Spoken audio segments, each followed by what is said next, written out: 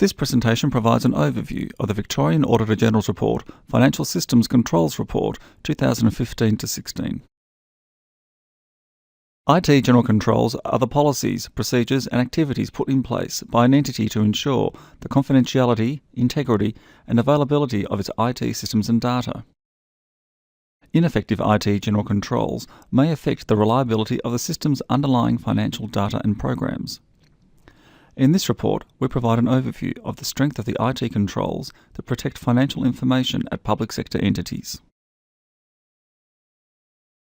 As part of our 2015-16 financial audits, we tested the effectiveness of selected IT controls at 52 entities to determine whether they are operating as intended and are effectively mitigating risk. This is the third report of its kind, and it aims to provide further insight into our IT audit findings and identify wider trends. We are concerned that we continue to detect significant deficiencies in IT controls, many in systems that have been in place for a number of years. The weaknesses we continue to observe each year unnecessarily expose financial and associated information held by the affected entities to higher risks of unauthorised disclosure, loss or corruption. Accountable officers and the governing bodies of these entities need to pay greater attention to mitigating risks to their information systems. In the course of this audit, we identified three key themes. First, while entities are gradually addressing IT audit findings, they are not tackling the underlying risks or issues. 60% of our findings from previous reports remain open or have been raised again. Second, while some entities outsource their IT environments, this does not absolve them from maintaining effective controls. More public sector entities are seeking assurance about the IT controls used by their outsourced providers, usually in the form of a service assurance report. But we continue to find entities that do not seek any substantive assurance that the controls implemented and managed by their outsourced providers are operating effectively. Third, some entities continue to use IT systems and applications after vendor support ceases, for example, older versions of software. This can cause critical business systems to become unstable and less reliable, increases the cost of maintenance and support while making them more vulnerable to attack by exploiting their security weaknesses.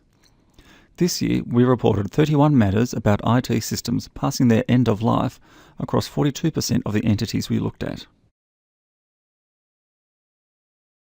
This year, we also considered two areas of focus. We surveyed 43 entities about their wireless security and strategies to mitigate targeted cyber intrusions.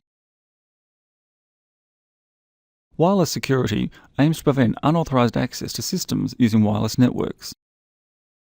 Across public sector entities, wireless security is generally well controlled. However, opportunities exist to improve policies and monitoring.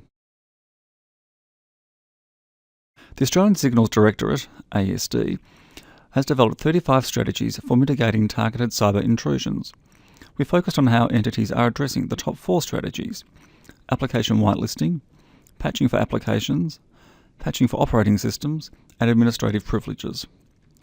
Application whitelisting is a security technique in which only a limited set of approved programs are allowed to run on an entity's system, while all other programs are blocked.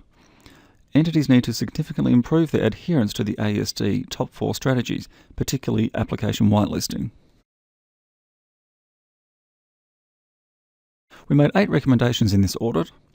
2 recommendations were directed to the Department of Premier and Cabinet, and 6 recommendations were directed to public sector entities. The entities have accepted our recommendations. We will continue to monitor the implementation of the recommendations during future audits. For further information, please see the full report of this audit on our website www.audit.vic.gov.au.